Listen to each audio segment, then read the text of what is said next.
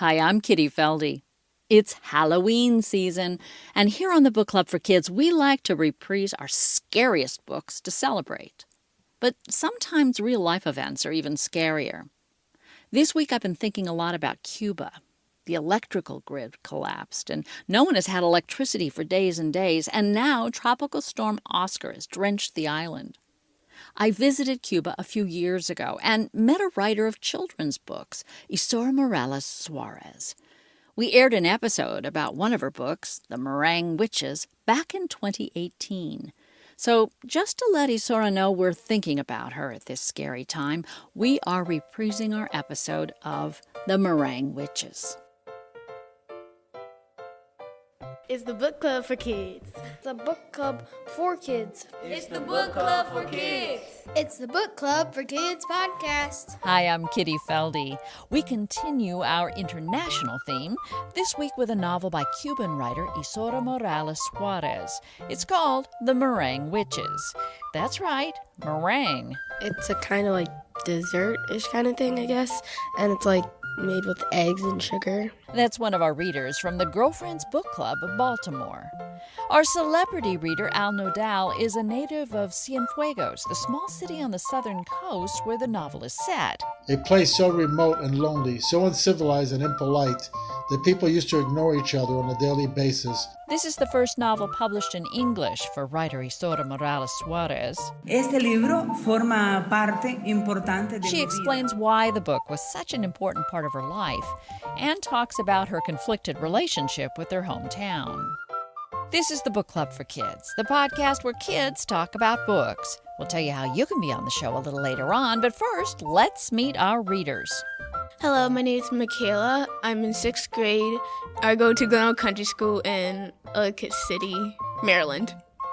Hello, my name is Nichelle. I'm a 6th grader at Glen Oak Country School in Ellicott City, Maryland. Hello, my name is Nadia. I'm a 6th grader at Folly Quarter Middle School in Ellicott City, Maryland. Hello, my name is Sarah, and I'm a 6th grader at St. Louis School in Howard County, Maryland. Hello, my name is Aubrey. I'm in 6th grade at Folly Quarter Middle School in Howard County, Maryland. So the book is about these 3 witches that go to a town called Cloudy City, and there's also the Supreme Council of Witches that don't know about their visit, and in the book, witches are supposed to be evil, but these 3 witches are nice, and in Cloudy City, the Supreme Council of Witches put a spell on the town, which made it all miserable and everything, and the witches, what they wanted to do was lift the spell so everyone was happy, and that's where they got the idea for making meringues, and then they called themselves the Meringue Witches. So we've got 3 witches. What are they like? How are they different from each other? 2 of them are 217, and one of them is 215. They have in common, they have, purple eyes. That's how they, describe them. They have, purple eyes. And during, their backstory, they told how they, became witches. One of them, cut themselves, but they wasn't bleeding. Something that they're, similar about is they all somehow, when they were trying to become witches, they somehow, failed at it, and then they couldn't become witches. So, yeah.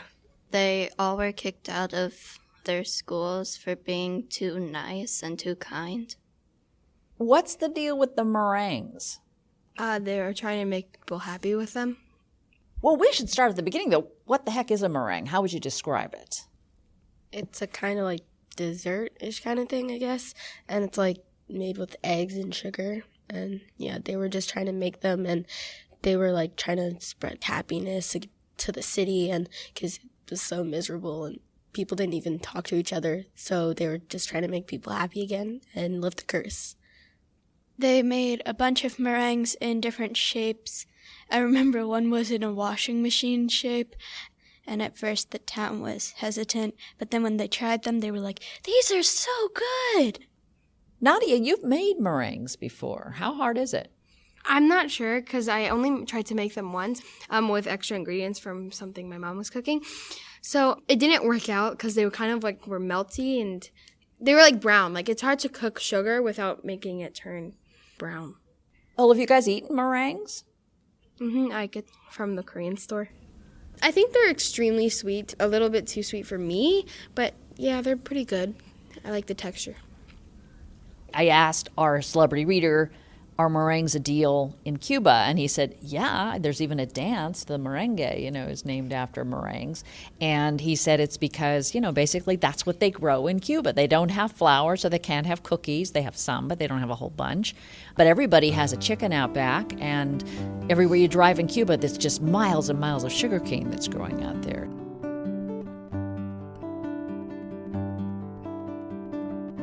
Well, let's hear from our celebrity reader. Adolfo Nodal is a Cuban emigre, an art preservationist, and the former head of cultural affairs for the city of Los Angeles. Behold, she said, this is what those 3 clumsy, untrained witches entertain themselves with in their free time. They set up shop in Cloudy City, a place so remote and lonely, so uncivilized and impolite, that people used to ignore each other on a daily basis to her Supreme Council's joy and contentment. But those 3 meddlers had devoted themselves to changing the state of affairs and turned the city upside down, even going to the extent of giving away these horrid meringues. Make no mistake, ladies, these meringues are responsible for the insolent sparkle in the eyes of the city's inhabitants and the cause of more than a smile on their faces. I'm talking about encouraging dreams and wishes, ladies, and yes, hear me well, there's even mention of hope of all things. The culprits call themselves the Meringue Witches, no less, and it won't stop until they have restored happiness to the entire city. Mammy Brassheart raised her hand and asked permission to speak. The Empress nodded her consent. I propose to punish the city with a long dry spell that will be more than enough to squash and wither all those dreams and nip the rebellion in the bud. Now, meringue looks like something, if you think about it. They've made it into washing machines, but if you see the traditionally shaped, what does it remind you of? Kind of like a little pile of whipped cream or like a little fluffy cloud. Which is the name of the city they go to. So this is written by a writer who lives off the town of Cienfuegos in Cuba, and apparently out there off the coast, they were going to build a nuclear power plant. The Russians were going to do that at one point. It never got built, but people were pretty upset about it. So when I think about nuclear power and I think about nuclear bombs, do meringues, do you think, look a little like a nuclear bomb going off? I think so, because like Nichelle said, they're like a little puff of something and it's not formed into any particular thing. So there's a lot of different other stories going on in this book. Almost like fairy tales going on. Is there anyone that's stuck in your brain? The one where they meet the dragon. The dragon's pretty scary. I remember there was a story about this lady. She was stuck in a tower, and there was a prince, I believe, that found the tower because every time the lady sung, she was turned young again because the person that captured her put a spell on her that made her look old. So how would we describe this book? Does this remind you of anything else you've read? Not completely, but it kind of reminds me of, since there's a whole bunch of different stories into this one book, it's kind of like a fairy tale kind of book. It's kind of like Because of Mr. Turrupt. Because it had views from each character in that certain book. At the end, it all came together into one story. So, like this book, not like this book? What did you like? What did you not like? I liked this book because it was about the witches trying to help the town, and they had to keep trying for a while and overcome obstacles, and I kind of liked that about the book. I like the creativity put into this book, but I think the layout was kind of confusing. In what way? It kind of switched back and forth too often, so it was kind of hard to keep up with it. I like the book. I think it's a good book, but I think that there was no kind of transition into the next story. I was really confused. The only part I was confused was the characters and how did they fit in the story, because there was a lot of characters to remember. I kind of had trouble, and I always had to look back in different chapters, who's that, I liked the book because it was kind of like from the witch's perspective, and since they were good, it wasn't like the other stories where like witches were the bad guys and they were doing hurtful things. But in this book, the witches were trying to help the city. Yeah, they were just trying to help. What could you learn or what did you perceive? Because it was written in Spanish and now it's been translated and it's set in a fairy tale land, a Cuban fairy tale land. So what could you tell that was different from fairy tales we read that are set in Germany or France or America or someplace else? Well, it took place in a town, and parts of the town were kind of really poor, but fairy tales in America, everything is kind of more rich. Do you guys like fairy tales in general? I like fairy tales because there's usually a set plot. How I'm just gonna take Cinderella. She starts out bad, and then she goes to a ball, and she meets Prince Charming, and it all ends out good. And maybe something with this book is it also starts out bad, like Cloudy City is all miserable and everything, but then in the end, the curse is lifted and everything is good. I think fairy tales are probably my favorite just because it's really fun to put loads of creativity into something that you just completely make up, and it's not more like reality. Like so when you're reading a fantasy book, it's like escaping the real world and like entering something you create. I don't like fairy tales that much because I can't really see them happening in real life too much. Cinderella, like how she met Prince Charming and like they danced the night away and then just a couple days later they got married. I don't really see that happening in real life. I like more realistic fiction books. I met our writer, Isora Morales Suarez, in a tiny art gallery in Cienfuegos. I asked if she was one of the artists there, and she said no, but she did write books for kids. Well, when she said that, I turned on my tape recorder, and here's our conversation. Why this book? ¿Por qué este libro? Bueno, ¿por qué escribí este libro? Este libro forma parte importante de mi vida. She says she lives in a place called Nuclear City, a place where they were going to build the first nuclear plant. But political changes paralyzed the project, and people were suddenly without jobs. Their dreams were broken, she says, and the city languished. In the book, Ciudad Nuclear is called Ciudad Nublada, or Cloudy City. She then created a fantasy story, she says, to cheer people up. People get very sad because they don't have any money, she says, because everything's very difficult. But she believes that humans can't lose the capacity to dream. Dreams are what keep us alive in the most difficult moments. So she still lives in this place, and she decided to write about it because she didn't want it to torment her anymore. She says she wanted to create a story for kids, but also for adults, and tell them we have to dream because if we don't dream, we're lost. She says she wanted to write the book so that people would have faith that the world can be better, so that people can trust each other, support each other, love each other, and the world can be a place of love, not war. Always a place of love, never a place of war. Siempre un lugar de amor, nunca un lugar de guerra.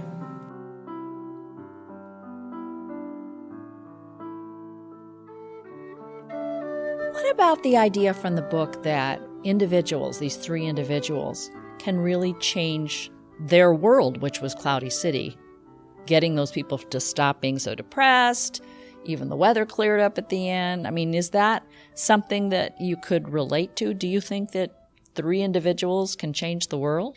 I like that because they kept working at it, and the three individuals changing the world, they got help a little bit from others, so you can't do it all on your own like one individual. You need help from others. I think that having the three witches trying to change the city, that kind of teaches you a lesson, because if you get like a group of friends together, then you can change the world if you want to, and you don't have to like sit back and do nothing. And if you're like determined to do something, then you just keep going at it.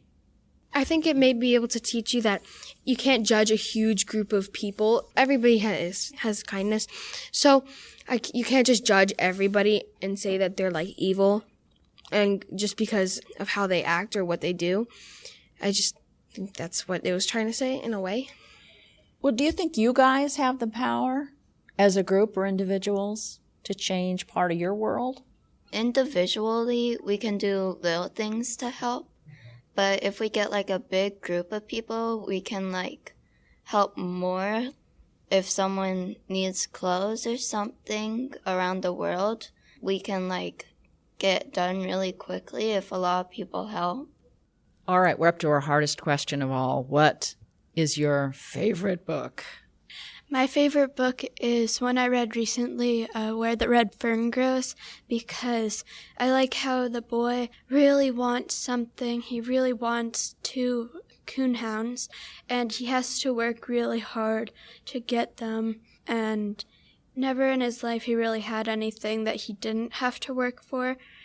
And this was just something else that he had to work for. And then after he got them, he trained them and took really good care of them. I liked it because it was kind of showing the boy how he really wanted something and he got it by being persistent and trying really hard. My favorite book was Marley and Me, and it shows like this man and his wife adopt this puppy, the runt of the litter, and the puppy, Marley, is just really excited and hyper. And throughout the series, the family grows. I like the book because it was very detailed and it showed the family going through hard times like a real family. It showed the family progressing and it shows all the emotions the family went through while having Marley. My favorite series was Nightmares, one of my favorite series. It's about somebody who thought their mother was evil, but she turned out to actually be saving the world because there's the nightmare realm and then the dream realm. It's a very detailed series, so it's kind of hard to explain. But it was one of my favorite books because it was not usually other fantasy books. It was more intricate. Well, my favorite book's kind of like a graphic novel, but I like El Defo a lot. And it's basically about this little girl and she becomes deaf, and it's kind of like how she grows and progresses. Yeah, and it's a real story. Like the person that wrote the book, it's about her. And I like this book because it's really inspiring. Well, I'm actually reading a book right now, which is probably going to be my favorite. It's called One of Us is Lying. It's about 5 students who goes into detention. Every time we end a chapter, I want to read more. We'll have a list of everybody's favorite book at our website, bookclubforkids.org. And you can be on a future Book Club for Kids podcast, too. Just have your teacher, parent, or librarian send us an email to kitty@bookclubforkids.org, and we will send you all the information. This episode is funded in part by the D.C. Commission on the Arts and Humanities, an agency supported in part by the National Endowment for the Arts. Thanks this week to our producer Ilse Setziel. Jonathan Jensen composed our theme with additional music from Charles Nillman. Emma Steinkellner designed our logo. Thanks to writer Isora Morales Suarez and celebrity reader Adolfo Nodal, as well as Emma Othagai and John Gomez for help with the translation. And thanks to our readers this week, Nadia, Aubrey, Nichelle, Michaela, and Sarah from the Girlfriends Book Club Baltimore, and their fearless leader, Tanya Wright. We have a free newsletter for teachers, parents, and librarians full of free tips about how to turn kids into lifelong readers. You can sign up at the website, bookclubforkids.org. And if you want another scary story, check out our special Halloween episode of the Fina Mendoza Mysteries podcast. Our 10-year-old detective will encounter the demon cat of Capitol Hill, the ghost that haunts the U.S. Capitol. That's the Fina Mendoza Mysteries podcast, based on the book Welcome to Washington, Fina Mendoza, published by Chesapeake Press, and winner of the 2024 Latino Book Awards.